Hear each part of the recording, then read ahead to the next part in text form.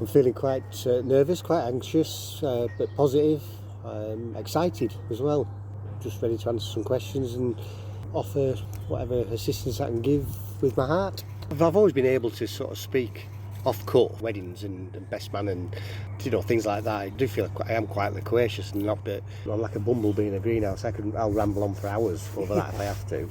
I've met people from stately homes, castles. I've met people that's lived in skips, wheelie bins. A friend of mine, when we were working abroad, he ended up living in a wheelie bin for a week. I know I can't mention his name on here because I'm sure he'll come to wind of this, but he lived in a phone box for 3 days.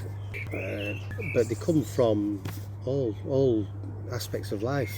From my experience of being homeless and the people I've met that are in the same boat, I would say that the main reasons that they've become homeless would be crime, addiction, redundancy, relationship breakups, maladaptive coping skills, which a lot of mine came from when I was a child. It was just to escape and run away, and which is how I became homeless. I just couldn't stand any more of the abuse that I was getting at home, and I just up sticks and went. My sister went when I was 14 and I followed her. I stuck it out when I was 16 till vice versa, 16, 14, 15 I think I was when I ran away. Just domestic violence, homelessness. It can happen to anyone, from the prestige of a stately castle owner to a stereotypical down and out such as someone living in a grubby cardboard box under a motorway underpass. It can never happen to me as a fallacy, and more importantly, people forget that they are human beings, the onlookers. I would like to think that they could think, I wonder what it's like living in their shoes, and really those empty eyes are just searching for empathy, really, not sympathy as such, just a polite hello or a smile of recognition that you are existing, you are surviving, and not that sickly, embarrassed, can't hold your eye contact avoidance and crossing the street from you. I'd like people to feel that. So if I could give them a tablet and say, listen, feel like this for 10 minutes, this is what it feels like, you wouldn't take another.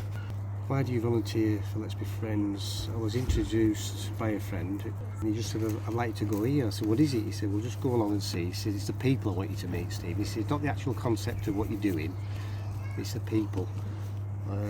So that sort of entrusted me. It did help me no end. I was encouraged slowly and compassionately to return to some form of humanity. I realised my hedonism and materialistic ambitions was turning me into a monster. I realised I was not happy in my own skin, and eventually people saw me for me, but I still hated myself. And to empower me to help others, a cliche I know, I wanted to give something back. I was humbled by the people I met that required the same help as I once did, and I suppose that I felt useful. I identified with them, and to be truthful, I didn't actually know what happened. I just seemed to find myself, became at peace with myself, really, and just happy. Through Let's Be Friends, I met a chap. He's a funny little soul, but when I first met him, gelled with him. We had something in common that I don't know, I find that I can do that wherever I go. I find a common denominator, but I was happy to listen to him. I think once you've been hurt, you can pass it on to somebody else and genuinely say, I know how you feel. The 3 words that I would use to describe being homeless, if you could only use 3, cold, cold, cold. But seriously, well, 1 has got to be cold. I can't stick to 3. Dishevelled, vagrant, abandoned, and unpitied cast that people give you. And I was with somebody and they said, what are you giving him a brew for? He said, why didn't you get a job? And it infuriated me. And part of that reason is one from my experience. I met a chap that was, to look at him, he looked like Father Christmas. He smelt like he'd been Father Christmas and dead for 10 years. He used to sit in Lancaster centre and just sit quietly and watch the world go by. And it turned out, eventually there was an obituary, or it was in the paper, or rumour got round that he'd passed away. And it turned out he was a well-renowned chemist. No idea what his story was. Really, I'm becoming happier now.